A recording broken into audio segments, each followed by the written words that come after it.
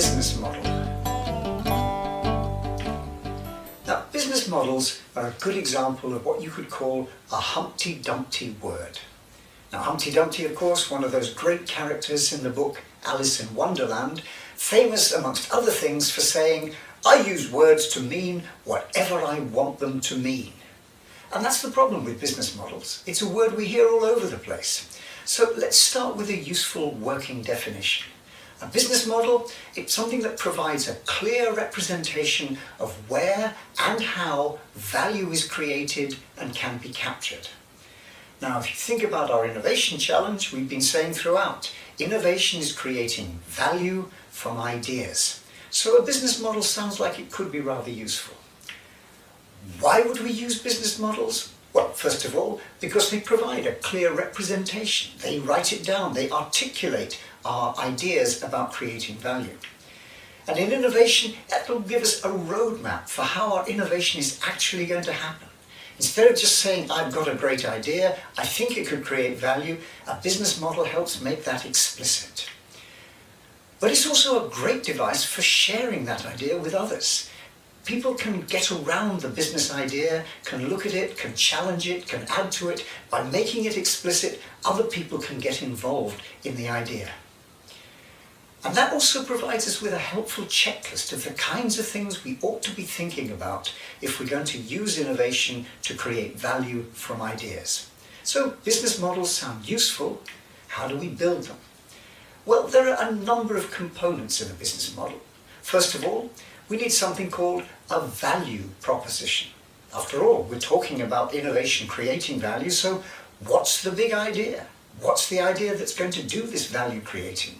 It's a proposition, it's not necessarily a fact, but it's certainly the important starting place. We need to think who and how that's going to happen. There's a whole supply side, which is all about creating that idea, creating that value. And we need to think about a demand side. For whom? Who is the target for all of this? Who are the people who are going to value the thing we've created? And how is it going to happen? What are the skills, the activities, the resources, all the different things that need to get put in place to make sure our innovation actually happens and creates value? And very importantly, it doesn't come free, so how much does it cost? Where is all that going to come from? Not just money, but time, energy, skills, all sorts of resources. Where does that come from? And also, what's going to pay for it all? So balancing costs and revenues. But those are typical components of a business model. Let's unpack that a little more. Let's begin with our value proposition. Now, this essentially is our belief, our theory about the value that we're going to create. Now, we think it's great, we've got this wonderful idea, but it's a hypothesis.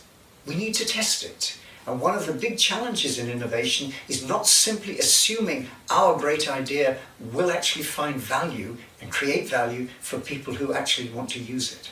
So we need to think hard about our value proposition and, very importantly, to test it.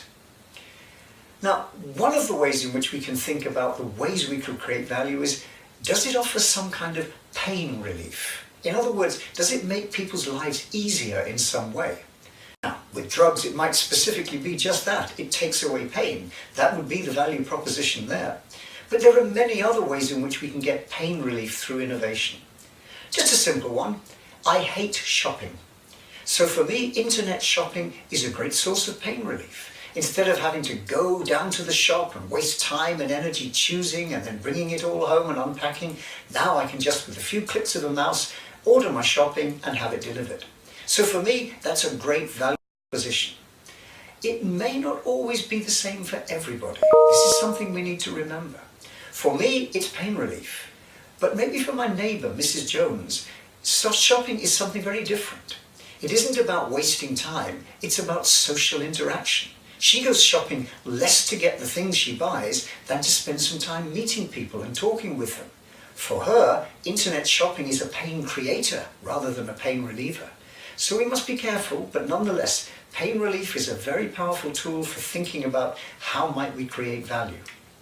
And the other side, gain creation.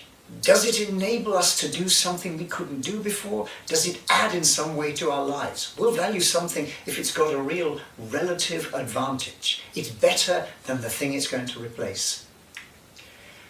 Now the good news is there's lots of tools and techniques that can help us define and refine value propositions. And in another film we'll explore those in more detail.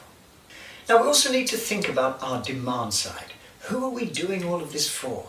Who is the target market? And we need to be very clear in our mind's eye who it is we're working for and actually really try and understand from their point of view what they see as valuable in our innovation. And one of the important things to do is to segment, to break up that market. Not everybody wants the same thing, so we need to be very careful. My earlier example, I think internet shopping is wonderful.